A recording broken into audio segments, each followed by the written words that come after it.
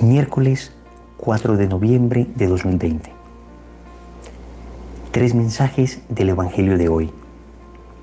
Tomado del Evangelio de San Lucas, capítulo 14, versículos del 25 al 33. Caminaba con él mucha gente y volviéndose les dijo: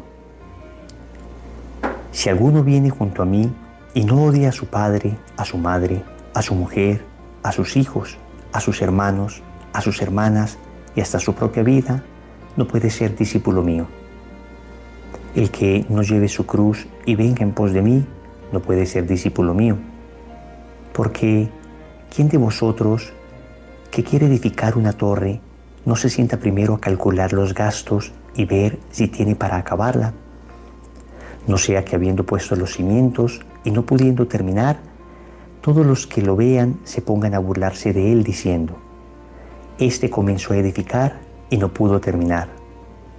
O ¿qué rey, antes de salir contra otro rey, no se sienta a deliberar si con 10,000 puede salir al paso del que viene contra él con 20,000? Y si no, cuando el otro está todavía lejos, envía una embajada para pedir condiciones de paz. Pues de igual manera, cualquiera de vosotros que no renuncie a todos sus bienes no puede ser discípulo mío. Palabra del Señor. Gloria a ti, Señor Jesús. 3 enseñanzas, 3 mensajes de esta bella palabra de Dios que nos acompaña hoy. Primer mensaje: seguir a Jesús no es un camino de popularidad. Seguir a Jesús no es un camino de popularidad. Segundo mensaje: Jesús está por encima de todo. Jesús está por encima de todo. Tercer mensaje: no solo es empezar el camino, hay que terminarlo. No solo es empezar el camino, hay que terminarlo. En el primer mensaje del Evangelio de hoy, vemos cómo el seguir a Jesús no es un camino de popularidad. Cuenta el Evangelio que grandes muchedumbres lo seguían. Y sin embargo, contrario a lo que pensaría hoy una persona de marketing, que debería Jesús empezar a prometerles cosas, debería Jesús empezar a suavizar un poco su mensaje, debería Jesús empezar, entre comillas, estratégicamente a endulzar el oído de quienes le siguen. Jesús hace más exigente su predicación. Le siguen multitudes y Jesús lo que hace es apretar con fuerza, exigir con radicalidad, proponer un mensaje todavía de mayor exigencia para aquellos que le siguen. Con esto, el Señor lo que está haciendo es probando la calidad del amor de los que le siguen. Y por eso, el Señor, en la predicación, cuando sucedían cuestiones que podrían llamar a la popularidad humana, inmediatamente Jesús mostraba que el seguimiento que nos exigía era un seguimiento exigente.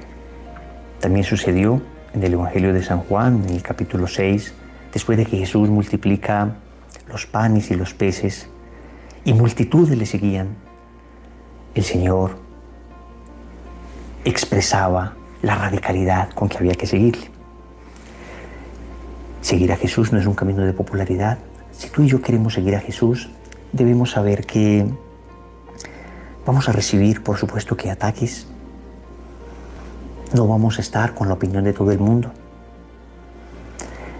Vamos en ocasiones a ser tildados de personas retrógradas, de personas que no se acomodan a la mentalidad moderna, de personas que se quedaron anquilosadas en un pasado que no logran superar, de personas medievales. Hoy la opinión del mundo es la opinión contraria a la de Jesús y del Evangelio. Defendemos los principios que nos enseñó el Evangelio, mientras el mundo defiende un libertinaje. Defendemos el amor fiel, mientras el mundo sigue diciéndonos que el amor verdadero no existe. Defendemos la castidad, mientras el mundo se ríe de nosotros porque cree que es imposible en el siglo XXI hablar de un noviazgo casto.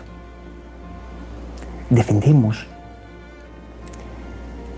el valor que tiene cada persona desde su concepción hasta su muerte, de manera natural, mientras el mundo nos sigue diciendo que el hombre es descartable. ¿Vas a seguir a Jesús? Prepárate entonces, porque no vas a ser popular por esto. Segundo mensaje, Jesús está por encima de todo.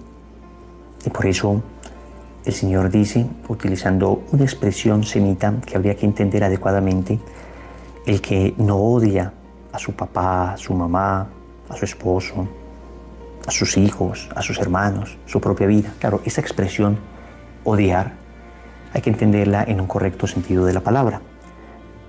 Porque el Señor no puede pedirnos que odiemos aquello que nos ha ordenado anteriormente que amemos. Debemos honrar padre y madre, nos había dicho el Señor. El hombre dejará a su padre y a su madre y se unirá a su mujer y serán una sola carne. Hay que entender entonces el sentido correcto de esta expresión. No es odio hacia las personas, sino desprecio hacia el apego a cualquier tipo de cosa que nos separe de Jesús. ¿Y qué hay más natural que el amor a los padres? ¿Qué hay más natural que el amor al cónyuge? ¿Qué hay más natural y más profundo que el amor a los hijos? ¿Qué hay más natural que el cuidado de la propia vida? Y sin embargo el Señor dice, no, por encima de esto estoy yo. Al punto que si se llegara a proponer un conflicto entre amar a Dios o amar a mis padres, por ejemplo, en aquellos jóvenes que tienen una vocación a la vida consagrada y de repente en su familia se oponen, pues allí habría que decir con toda claridad, primero hay que obedecer a Dios. Primero hay que obedecer a Dios, incluso por encima de los padres, incluso por encima del cónyuge, por encima de los hijos, por encima de la propia vida. Jesús es Dios y está por encima de todo. La pregunta es, ¿amamos a Jesús por encima de todo? Tú y yo, ¿le amamos con todo nuestro corazón, con toda nuestra alma, con toda nuestra fuerza? ¿Es el Señor para nosotros el centro de nuestra existencia? Podemos decir sí. Podemos con los labios proclamar que le amamos y que creemos en Él. Pero luego, ¿será que nuestra vida expresa ese amor? ¿Será que nuestra vida manifiesta ese gran amor? Decimos que le amamos por encima incluso de nuestra vida y luego hemos sido capaces de renunciar a aquellas cosas que ofenden a Jesús, aquel pecado que crucifica a Jesús nuevamente. Tercer mensaje. No es solo comenzar, es solo terminar. No es solo comenzar, es también terminar.